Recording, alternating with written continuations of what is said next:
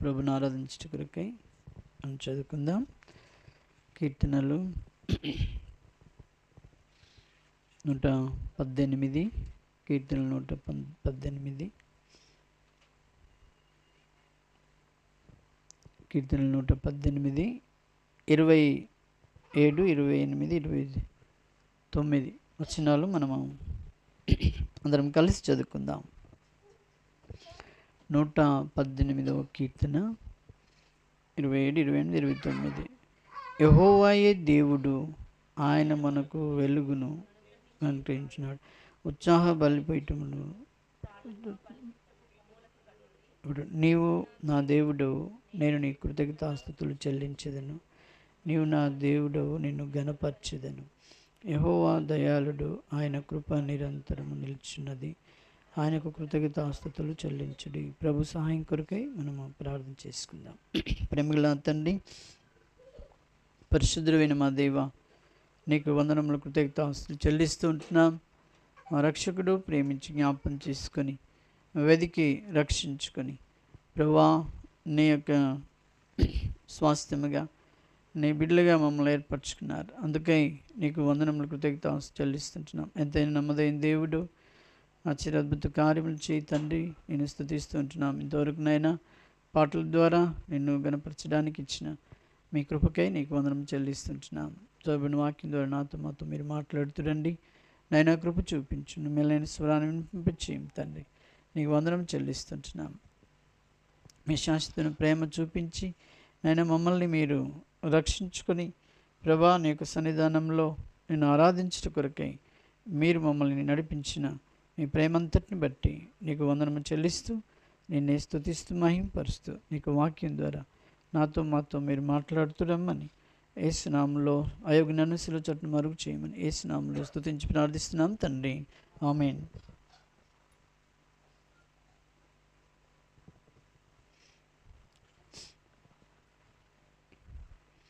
మన ప్రభును రక్షకుడైన యేసుక్రీస్తును మనం ఆరాధించట కొరకై దేవుడు మనల్ని ఈ యొక్క దినంను ఏర్పాటు చేసి మనకు అనుగ్రహించినాడు. అన్ని ఈవులతో పాటు మరి ఈ దినము ఏర్పాటు చేసి మనకి ఇవ్వడం కూడా అదొక గొప్ప పరలోక సంబంధమైన ఆశీర్వాదం. దేవుడు ఇక్కడ ఏమంటుండంటే యెహోవాయే దేవుడు, ఆయనే మన దేవుడు, మనం ఆరాధించే దేవుడు. మనం ఆరాధించడానికి ఎలాగొస్తున్నామంటే యోహాను సువార్త 4వ అధ్యాయము, యోహాను సువార్త 4:24 వచనంలో ఏమంటుంది? దేవుడు ఆత్మ గనక ఆయనను ఆరాధించువారు ఆత్మతోనూ సత్యముతోనూ ఆరాధించవలను. దేవుడు ఆత్మ. ఆ దేవుడని మనము ఏ రూపము కూడా మనము పెట్టలేము, లేదు. కేవలమైన ఆత్మస్వరూపిగానే దేవుడు మనకున్నాడు. ఆయనను ఆరాధించేటువంటి వారినిగా దేవుడు మనల్ని చేశాడు ఆత్మతో సత్యముతో. అదెంతో మరి గొప్ప విషయం. అందుకని ఇక్కడ ఏమంటుందంటే 27వ వచనంలో యెహోవాయే దేవుడు, ఆయనే దేవుడు, మనం ఆత్మతో సత్యంతో ఆరాధించే ఆయన మరి జీవం కలిగినటువంటి గొప్ప దేవుడు. తర్వాత 100వ కీర్తన 3వ వచనంలో కూడా ఏమని చూడండి. 100వ కీర్తన 3వ వచనం చాలు. యెహోవాయే దేవుడని తెలుసుకొనుడి. అంటే ఆయనను కొరకై తెలుసుకోవడము, ఆయనను గురించి మనము విని తెలుసుకున్న తర్వాత మనము ఆయనను ఆరాధించడానికి కొరకై ఆత్మతో సత్యముతో. ఎందుకంటే దేవుడు మన ఆరాధన కోరుతూ ఉన్నాడు. అది ఎట్లా అంటే చాలా హృదయపూర్వకమైనటువంటి అర్పణ ఆయనకు కావాలని ఆయన కోరుతున్నాడు. ఆదికాండంలో ఇక్కడ ఒక ఇద్దరు బలికి ఇవ్వడానికి కొరకై వచ్చారు. మనకు తెలుసు ఆదికాండం 4వ అధ్యాయము, ఆదికాండం 4 2వ వచనంలో ఏముంది?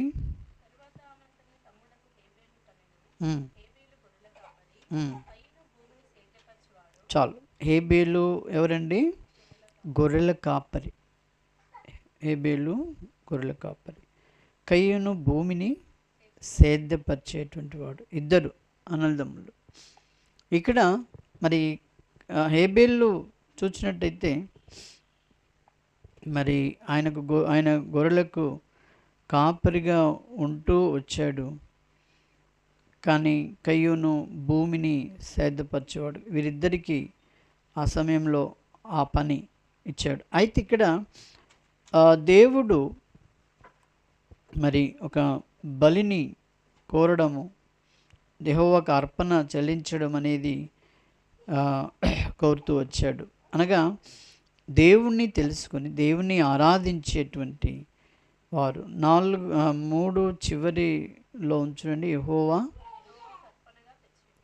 యెహోవాకు అర్పణగా తేవడం, యెహోవాకు అర్పణగా తీసుకుని వచ్చారు. ఇప్పుడు ఎవరెవరు అర్పణ తెచ్చారు? మొట్టమొదటిగా వీరిద్దరు, హేబేలు అండ్ కయ్యూను, వీరిద్దరూ అర్పణగా తీసుకుని వచ్చారు. ఇప్పుడు మనము 4వ వచనం చూసినట్టయితే హేబేలు కూడా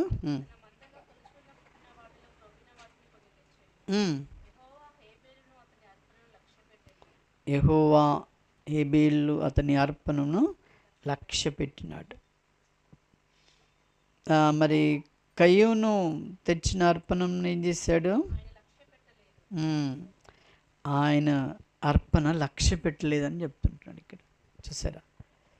ఈ లక్ష్య పెట్టడానికి ఒక దేవుడు మరి మనుషుని యొక్క ఆంతర్యమును ఎరిగినటువంటి వాడు. దేవుడు అంటేనే, అందుకని ఇక్కడ అంటాడు ఏమంటే యెహోవాయే దేవుడని తెలుసుకోండి. నీకు తెలియనిదంతా కూడా ఆయనకు తెలుసు. మనము 139 చూస్తాం మన ఆలోచనలు రాకమునిపే ఆయనకు తెలిసే ఉంటుంది. అంటే దేవుడు అంటే ఆయనకు అంత గొప్ప మరి సృష్టికర్త. ఆయన అంత గొప్పవాడు. ప్రతిది కూడా ఆయన చూచి చేసేటువంటి వాడు. ఆయన మరి పై రూపమును లక్ష్య పెట్టాడు, కానీ దేన్ని లక్ష్య పెట్టేవాడు?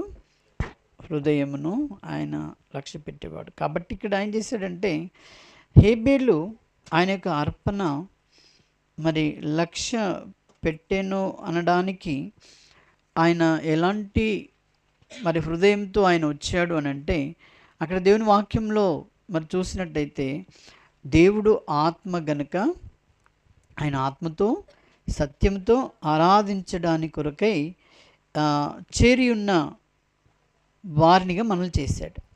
ఆయన ఆరాధించడం కొరకే.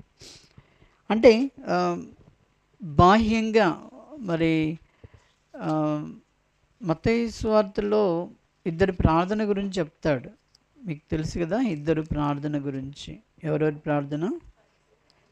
సుంకరి పరిసేయుడు. సుంకరి పరిసేయుడు గురించినటువంటి ప్రార్థనను చెప్తూ ఆయన ఏమంటాడంటే, మరి పరిసేయుడు ఎలాగ ప్రార్థన చేస్తాడండి? ఆయనలాగా నేను లేను, ఆయన మరి ఎంతో వేషధారణతో ఆయన చేస్తూ వచ్చాడు.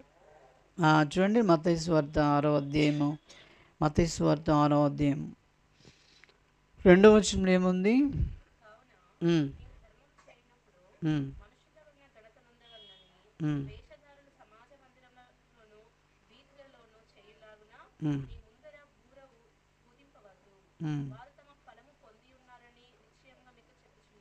మూడుగా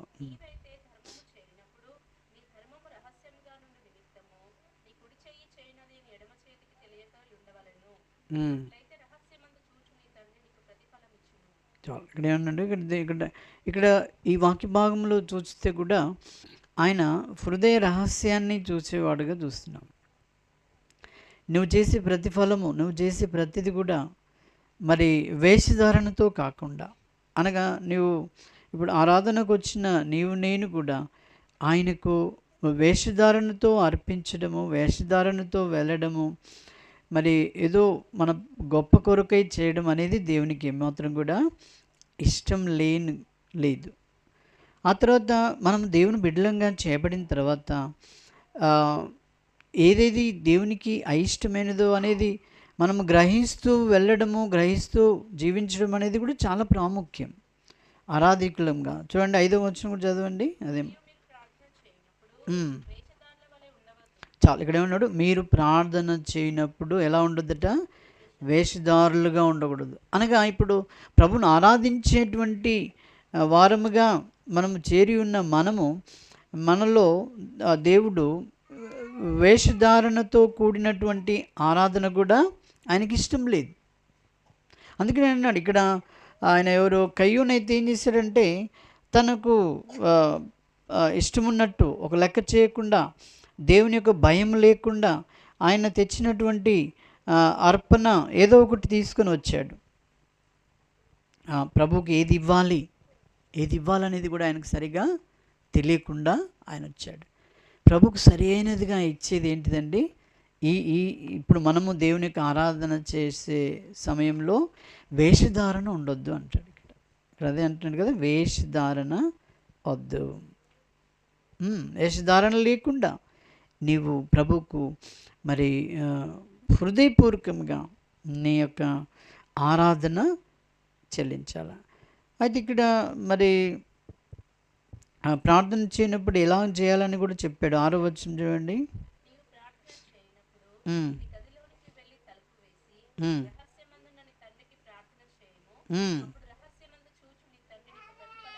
చాలు, రహస్యమందున్నటువంటి తండ్రి.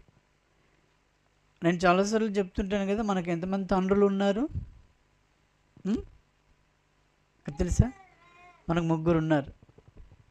చాలామందికి తెలియదు. అంటే ముగ్గురు తండ్రిలో జన్మనిచ్చిన తండ్రి ఒకటి, ఇంకొక తండ్రి ఎవరు? సెకండ్ ఆయన. ఫస్ట్ జన్మనిచ్చిన తండ్రి, తర్వాత అపవాది తండ్రి, తర్వాత మనకు పరలోకపు తండ్రి కదా అండి.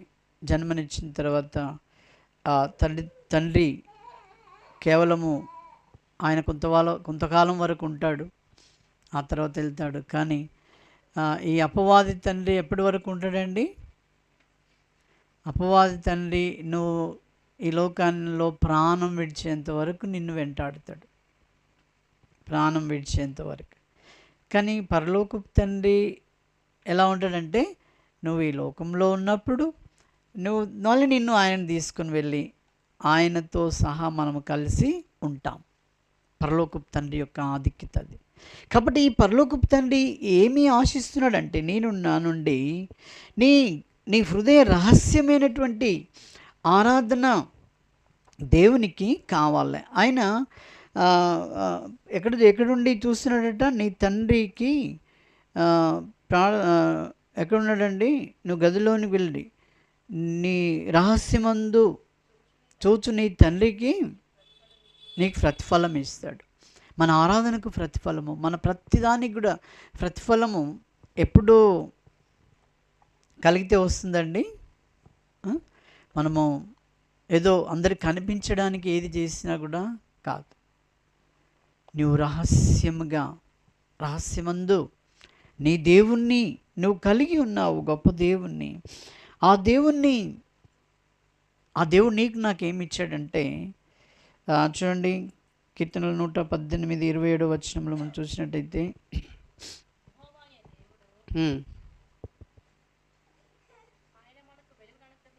చాలు, ఆయన మనకు ఏమిచ్చాడండి? వెలుగు ఇచ్చాడు. వెలుగు. మనకు వెలుగు ఉందా? ఆయన ఇచ్చాడంటే వెలుగు లేదు, చీకటితోనే ఉంటిమి. చీకటిలో అన్నీ ఉంటాయి. చీకటి బ్రతుకులో ఏముంటాయండి? వేషధారణ, అల్లరితో కూడిన ఆటపాటలు, ఇష్టమున్నట్టు ఉంటుంది. కానీ వెలుగు నీలోనికి వచ్చినప్పుడు అప్పుడు నీవు ఏమై ఉండాలండి? వెలుగుగా మరి ఉంటూ వెలుగు జీవితాన్ని జీవిస్తూ ఈ లోకంలో మనం ఉండాలని ప్రభు కోరుతూ వచ్చాడు. కాబట్టి చీకట్లో ఉన్న నిన్ను నన్ను ఆ ప్రభు ఏం చేశాడండి? గొప్ప వెలుగుగా వచ్చాడు. యోహాను సువార్తలో కూడా ఈ మాట అంటాడు చూడండి. యోహాను సువార్త 9వ అధ్యాయము 5వ వచనం చూడండి.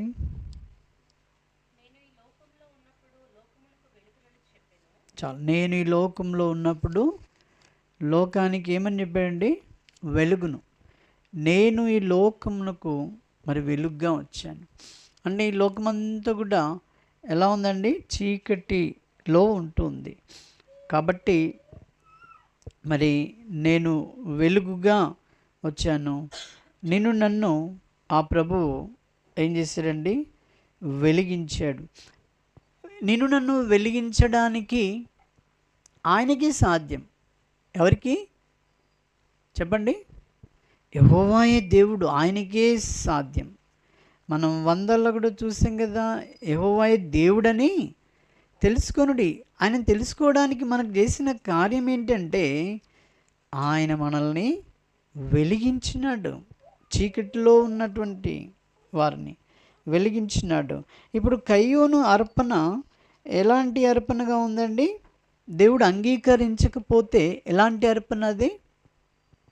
చీకటి అర్పణ. కయ్యోను అర్పించాడు, కానీ ఎలాగా? ఆయన అర్పణ దేవుడు అంగీకరించలేదంటే ఏంటిది? అది చీకటిగా ఉండి.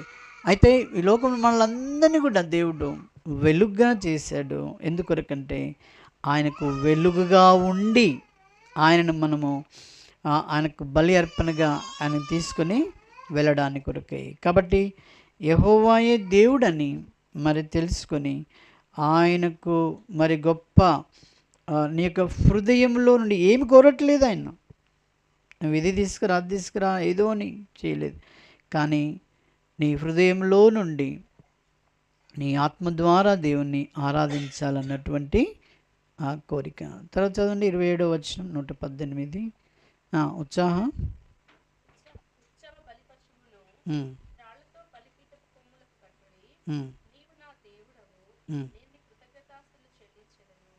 ఇక్కడ ఏమిటంటే ఒక బలిని గురించి ఆయన చెప్తూ ఉంటున్నాడు. బలి అర్పణ కొరకై బలి. ఎందుకంటే నీవు నా దేవుడు కాబట్టి నేను నీకు ఈ యొక్క బలి ఇవ్వడానికి కొరకై వచ్చాను. నిజంగా మనం చూసినట్టయితే ఇలాంటిది ఇప్పుడు కోరట్లేదు కదా ఆయన ఇలాంటి బలి ఇప్పుడు కోరలేదు.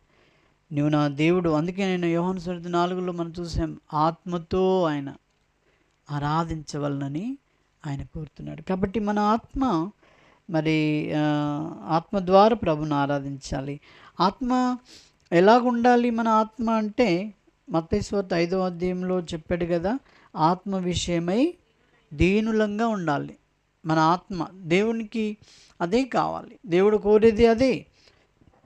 ఆయన ఆత్మ ఎలాగూ దీనంగా ఉందో మనల్ని కూడా మరి ఆ దీనులుగా ఉండాలని. ఎందుకంటే ఈ చీకటిలో ఉన్నవారికి దీనత్వం తెలియదు కదా. చీకటిలో ఉన్నవారికి దీనత్వం తెలియదు. ఇప్పుడు ఉదాహరణ చెప్పాలంటే మనం ఇన్ని చదువులు చదివి ఇంతగా మరి సిద్ధపడుతున్నామంటే అది కేవలము భక్తి కొరకు, నాగరికత కొరకే. ఈ యొక్క ఎంత చదువు గొప్ప చదివినా కానీ యేసుప్రభు కనుక లేకపోతే వారి జీవితాల్లో వారు ఎలా ఉన్నట్టు? చీకటిగా ఉన్నారు. డబ్బు ఉండొచ్చు, ఐశ్వర్యం ఉండొచ్చు, ఏదైనా ఉండొచ్చు, కానీ వారిలో చీకటి ఉంది. ఆ చీకటి ద్వారా ఏమవుతుంటుందంటే వారికి ఎంత డబ్బున్నా నెమ్మది ఉండదు. ఎంత డబ్బున్నా మరి చివరికి అదేమవుతుందంటే దేవుడు ఎలా దాన్ని ఖర్చు పెట్టించాలనేది కూడా దేవునికి తెలుసు బాగా కదండి. అట్లాగూ చేసేటుంటాడు కాబట్టి చీకటి బ్రతుకులో. కాబట్టి ఈ చీకటిని దేవుడు పారద్రోలి మన హృదయంలో విశ్వాసం ద్వారా యేసుక్రీస్తునందు మనకేమిచ్చాడండి? గొప్ప వెలుగునిచ్చినాడు. ఆ వెలుగునిచ్చినటువంటి దేవుడు. నీవు నా దేవుడు, నేను నీకు కృతజ్ఞతాస్తుతులు చెల్లిస్తున్నాను. నువ్వు నా దేవుడవు అని ఎందుకు చెప్పగలుగుతున్నామంటే నన్ను నిజంగా వెలిగించాడు ఆయన. ఆయనే నా దేవుడు. నన్ను నిజంగా నా చీకటి జీవితం ఎలా ఉన్నది అంటే ఎంతో భయంకరమైనటువంటి మరి పాపము, కోపము, ద్వేషము అన్ని విధాలుగా ఈ లోకంలో నేను చీకటిగా ఉంటున్న నన్ను బాగు చేయడానికి ఎవరు కావాలి? ఆ దేవుడే. కాబట్టి ఆయనే నన్ను బాగు చేశాడు. కాబట్టి నీవు నా దేవుడు అని నువ్వు చెప్పగలిగేటువంటి ఆధిక్యత దేవుడిచ్చాడు. హేబేలు మరి తను దేవునికి ఇష్టమైనటువంటి బలిని ఆయన ఇచ్చాడు అని అంటే నాకు వారి కేవలము వారు ఎంతమంది ఉండండి అప్పుడు ఆ కుటుంబం ఎంతమంది ఉన్నారు? వాళ్ళు నలుగురు ఉన్నారు. అయితే ఈ నలుగురిలో నాకు మరి ఆదాము అవ్వ కానీ వీరిద్దరికీ కూడా ఒకవేళ చెప్పవచ్చు దేవుడు ఎలాంటి వాడు, దేవుడు ఎంత గొప్పవాడు, దేవుడు హృదయ అర్పణను హృదయాన్ని చూచేవాడు, ఆయన ముందు జాగ్రత్తగా అని చెప్పి ఎంతగా మరి వారు కుటుంబ ప్రార్థనలాగా అని మనం ఇప్పుడు అంటున్నాం. కానీ వాళ్ళు అలా కూర్చొని వాళ్ళు దేవుని ధ్యానం చేసి ఉండవచ్చు. అందుకు ఇప్పుడు ఈయన ఎవరంటే కయ్యూనుకు తెలియదు ఏ అర్పణ అర్పించాలనేది. నాకు ఆయన ఈ తల్లిదండ్రుల మాట సరిగా వినలేదు కావచ్చు, దేవుని గురించి చెప్పినప్పుడు వినలేదు కావచ్చు. అందుకే దేవునికి ఏమి ఇవ్వాలనేది తెలియదు. ఆయన దేవునికి ఎలాగ ఇవ్వాలనేది తెలియదు. మనము మత్తయి సువార్తలో చూస్తాం, ఆయన ఒక విందు ఏర్పాటు చేశాడు. ఒక విందు ఏర్పాటు చేస్తే అందరినీ ఆహ్వానిస్తాడు. కొంతమందిని సరే వారు సాకులు చెప్తారు. చివరికి ఎక్కడున్న వాళ్ళందరినీ పట్టుకురండి అని అన్నప్పుడు ఆయన ఒకసారి ఆ ప్రజలను తేరిచూడ బయలుదేరుతాడు. బయటికి వెళ్ళినప్పుడు అక్కడ ఒక ఆయనను చూస్తాడు. తెలుసు కదా మీకు. ఒక ఆయనను చూస్తే ఆయన చూస్తే ఏం లేవు ఆయన దగ్గర, పెళ్లి వస్త్రములు లేక ఎలా వచ్చితివి అంటాడు. చూసావా? ఆయన అక్కడికి వెళ్తున్నప్పుడు మరి ఎంతో శుభ్రంగా మరి తాను వెళ్ళాల్సి ఉండే కావచ్చు. ఆయన తెలీదా నీకు అంటాడు. అందుకని ఇక్కడ ఏమంటుందంటే, కయ్యూను నీకు తెలీదా? నువ్వు ఎలాగ అర్పిస్తున్నావు దేవునికి అర్పణ, ఆరాధిస్తున్న మనుల్ని అంటున్నా, నీకు తెలీదా? దేవుడు ఎలాంటి వాడండి? ఆత్మతో సత్యముతో ఆరాధించే దేవుడు. తర్వాత మన ఆత్మలో ఆయన ఏం కోరాడు? ఆత్మ విషయమై దీనులైనటువంటి వారు ధన్యులుగా చేయబడ్డాము. ఈ వెలుగు ద్వారా మనకేం కలుగుతుందంటే, చీకట్లో ఉన్నటువంటి తలంపులు, ఆలోచనలు అవన్నీ కూడా వెళ్ళిపోతాయి. చీకట్లో ఏముంటాయి చెప్పండి? అహం, ఈర్ష్య, ఒకరికంటే ఒకరికి నేను సంపాదించాలి, వాళ్ళంతా సంపాదిస్తున్నా, నేను ఇట్లా చూడాలా, ఇదే లోకం ఉంటుంది అన్నట్టు. చీకట్లో ఉంటే ఏముంటుందండి? దేవుని లోకం ఉండదు. అంతా మరి లోకరీతిగా ఉన్నారు. కాబట్టి ఇది చాలా ప్రాముఖ్యమని, దేవుని ఆరాధించే ఈ దినము, ఆయన కొరకు జీవించడము అది చాలా ప్రాముఖ్యం. ఆ జీవిస్తూ నువ్వు చాలా మరి విధేయతగా నువ్వు వెళ్తూ రావాలని కోరుతున్నాడు. నీకు ఊరికినే నా దేవుడు అనడానికి కూడా లేదు నేను. ఎందుకు తెలుసా? నువ్వు యథార్థంగా ప్రభు దగ్గర నువ్వు వెళ్తూ ఉండాలి. అప్పుడే ఆయనను మనము ధైర్యంగా ఏమంటామండి? చెప్పగలుగుతాం. నీవు నిజముగా నా దేవుడు అది నువ్వు హృదయపూర్వకంగా చెప్పగలిగినటువంటి ఆ స్థితిలో నువ్వు ఉండాలి. సామెతలు 15 మొదటి వచనంలో ఏమంటాడండి? సామెతలు 15 మొదటి వచనం.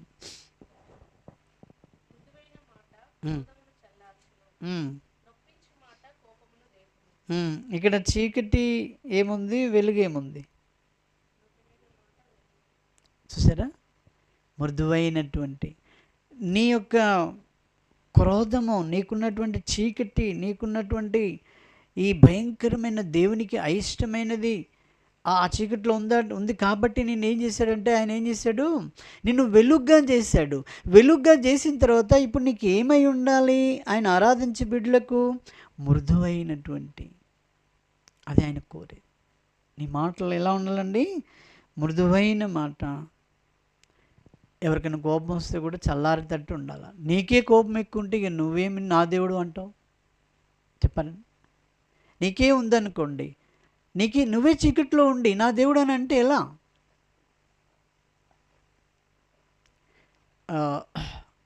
ఒక దగ్గర నేను చూశాను, ఒక సహోదరి తన అవసరతను బట్టి నేను చేసినప్పుడు ఆమె ఒక మాట అన్నదంటే, ఈ కాలంలో ఇట్లా చేసే వాళ్ళని నేను చూడలేదండి అన్నది. ఆమె ఎవరో హిందూ. కొంత ఏదో హెల్ప్ చేశాను నేను. ఈ కాలంలో ఇట్లా అంటే తనకు అర్థమైంది ఏంటంటే, ఈ కాలం అంతా దేంతో నిండుకొని ఉన్నట్టుగా అర్థమవుతుంది, వాక్యానుసారంగా చీకటితో నిండుకొని ఉంది. చీకటిలోనే ఉంటున్నారు మనుషులు. ఎంతో లౌకికంగా చాలా ఇదిగా కనబడుతున్నారు, కానీ వారి జీవితాలు చీకటే. ఎందుకంటే ఎక్కడ చూసినా వారికి మరి చీకటి ఉంటుంది. ఇప్పుడు మృదువైనటువంటి దేవుని ఆరాధించే బిడ్డలు ఎలా కావాలి? మృదువైన మాటలు. అందుకని ఇక్కడ మరి కయ్యూను ఏబుల్లో మనం చూసినట్టయితే, కయ్యూను అర్పించలేదు కాబట్టి ఇప్పుడు కయ్యూను దేవుడు ఒక ప్రశ్న అడుగుతాడు. ఏమడుగుతాడు? కయ్యూను, నీ తమ్ముడైన హేబేలు ఎక్కడున్నాడు అంటాడు. 9వ వచనం కదా. అడిగినప్పుడు ఆయన ఏమంటాడు?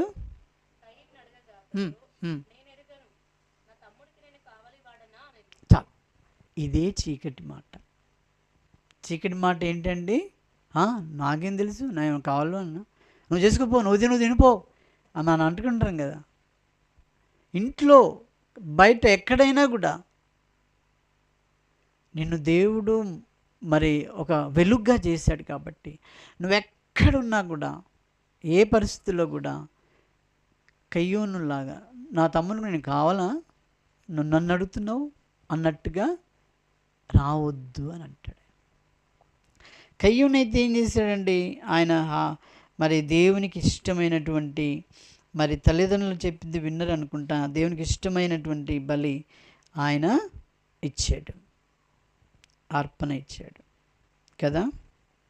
కయ్యూనికి ఏమొచ్చిందండి? అదే 5లో కాబట్టి అని అన్నారు చూడండి. కాబట్టి 5వ వచనం చాలు. కయ్యూనికి ఏమొచ్చిందండి? మిక్కిలి కోపం. మిక్కిలి. అయితే క్రీస్తు దేవుడు వెలుగు అని అంటే, ఈ వెలుగు అనేది ఎందుకనంటే, నువ్వేదో చీకట్లో ఉన్నావు, ఏదో తీసుకోవడానికి, అక్కడ ఉన్న వస్తువు తీసుకోవడానికి ఇప్పుడు ఇచ్చిన వెలుగులాగా కాదు అది. ఆ వెలుగు చాలా గొప్పది.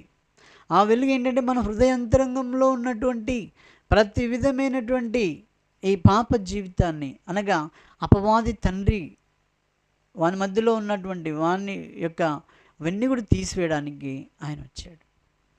ఆయన తీసివేశాడు, చూసారా. కాబట్టి ఇప్పుడు మనము నిజమైనటువంటి దేవునికి ఏమర్పించాలి? 28 ఉన్నాడు కదా, నీవు నా దేవుడవు, నేను నీకు కృతజ్ఞతాస్తుతులు చెల్లించదను అని నీవు నేను చెప్తూ ఉన్నప్పుడు మన జీవితం ఎలా ఉంది? కయ్యూనికి ఏమొచ్చిందటండి? మిక్కిలి కోపం వచ్చింది. మరి మత్తయి సువార్తలో ఆ వ్యక్తి ప్రార్థన ఏమని చేశాడు? వేషధారిగా చేస్తూ వచ్చాడు. వేషధారి. మనలో ఏముండదటండి? ఈ వేషధారణ, చీకటి జీవితం. ఆ తర్వాత మరి కయ్యూను లాంటి ఇలాంటివన్నీ కూడా మనలో ఉండొద్దు అని. ఇవి ఉన్నాయనే దేవుడు వచ్చాడు మనకు. నీకు నాకు ఏమైనా ఇవి ఉన్నాయి కాబట్టి వీటిని తొలగించడానికి కొరకై, నిన్ను ఒక ఆత్మీయమైనటువంటి దేవుణ్ణి ఆరాధించడం కొరకై, నువ్వు సిద్ధపడడానికి కొరకై ఆయన వచ్చినాడు. మనకు ఒక మాట ఉంది, ఏమండి? తన కోపమే తనకు శత్రువు అంట. నీ శత్రువును తీసివేయడానికి వచ్చాడు ఆయన. అర్థమైందండి. ఇప్పుడు మృదువుగా నువ్వు ఉన్నావు అనుకో, నీకు శత్రువుకు లేడు కదా, ఇక శత్రువు నీ దగ్గరే ఉన్నాడని దాని నుండి తొలగించినాడు. కాబట్టి ఇప్పుడు నువ్వు యథార్థంగా ధైర్యంగా ప్రతి విషయంలో, ఏ విషయంలో కూడా నువ్వు ప్రభుకు నీ దేవుడుగా అంటున్నావు. మనం ఆరాధించిన ప్రతి ఒక్కరికి ఒక్కొక్కరుగా ఆ మాట చదివితే ఎవరే అంటున్నామండి? మన దేవుడు అంటలేము. అక్కడ ఎవరిని అంటున్నాము? నీవు నా దేవుడు, నీవు నీ దేవుడు. మరి నీకు ఇష్టం ఉన్నట్టుగా ఉండడానికా నీ దేవుడు ఆయన? చెప్పండి. దేవుడు దేవుడే అన్నట్టుగా ఉండడానికా? కాదు.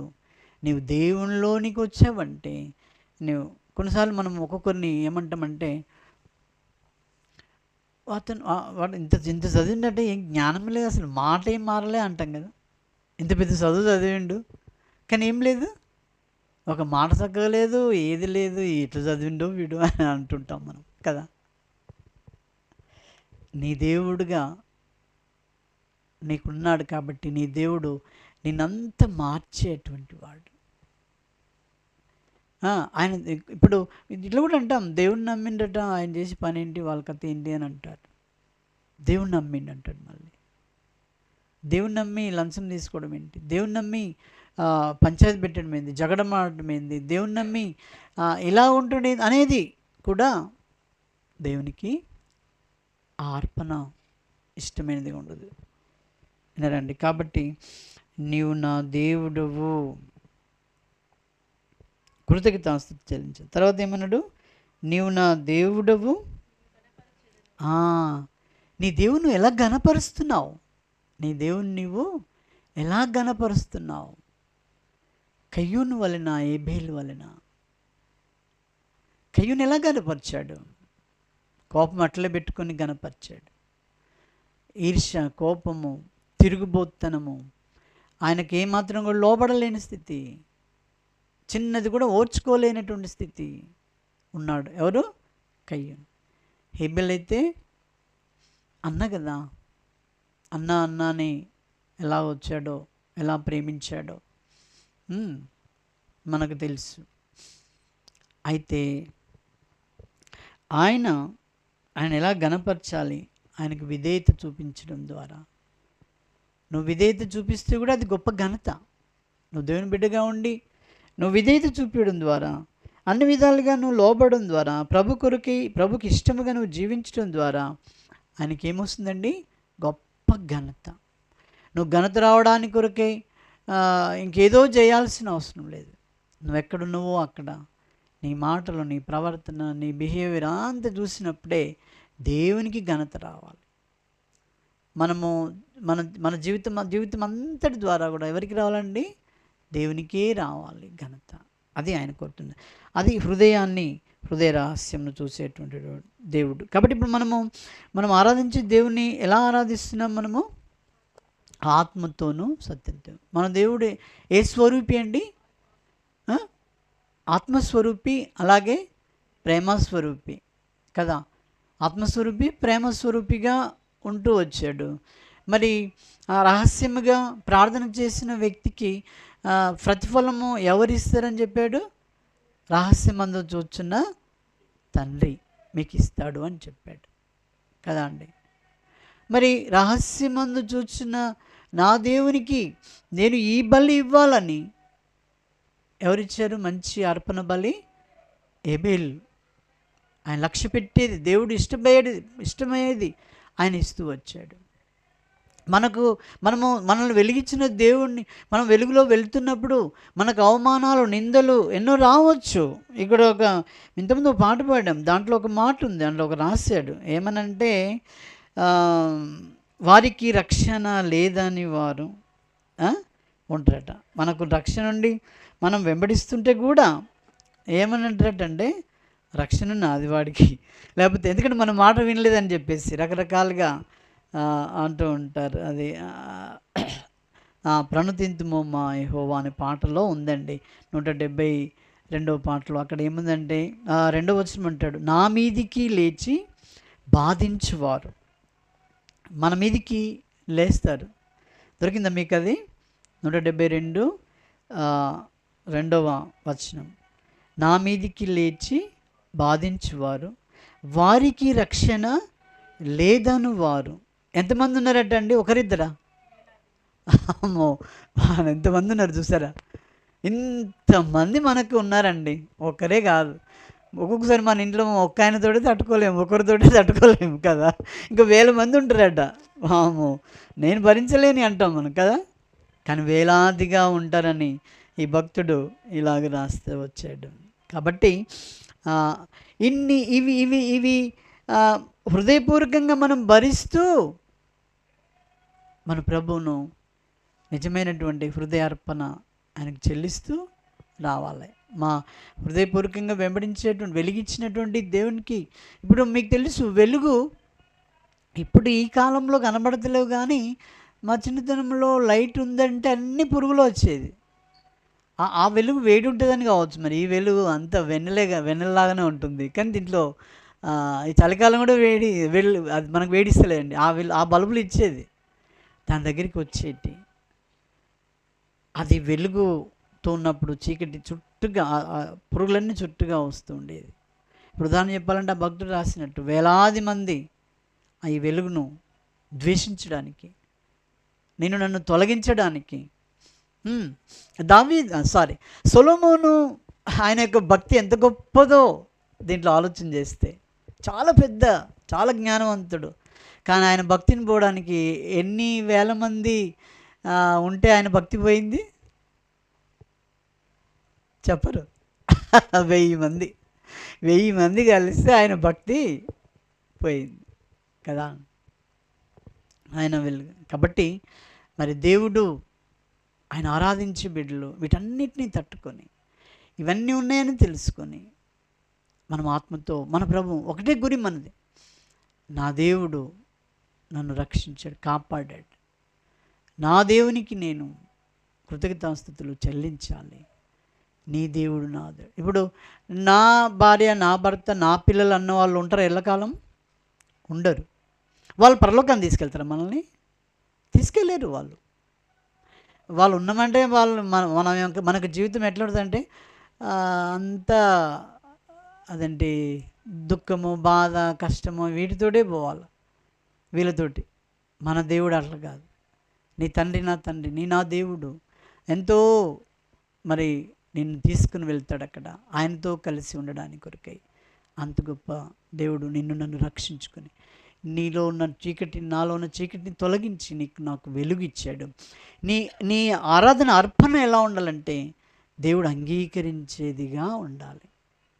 మత్తయి సువార్తలో అంటాడు, ఎవరి మీదైనా నీ కోపం ఉందా, లేకపోతే ఎవరితోటైనా నువ్వు మాట్లాడతలేవు, అక్కడ వదిలిపెట్టి నువ్వు సమాధానంతో నాకు అర్పించు అంటాడు కదా అండి. కాబట్టి మనము ఆ హృదయ తలంపులతో దేవునికి ఇష్టమైన రీతిగా మనం ప్రభుకు ఎలా ఉన్నాము, ఆయన నీ దేవుడు కాబట్టి నిన్ను రక్షిస్తున్నాడు, నీ దేవుడే నిన్ను కాపాడుతూ ఉన్నాడు అన్ని వేళలో.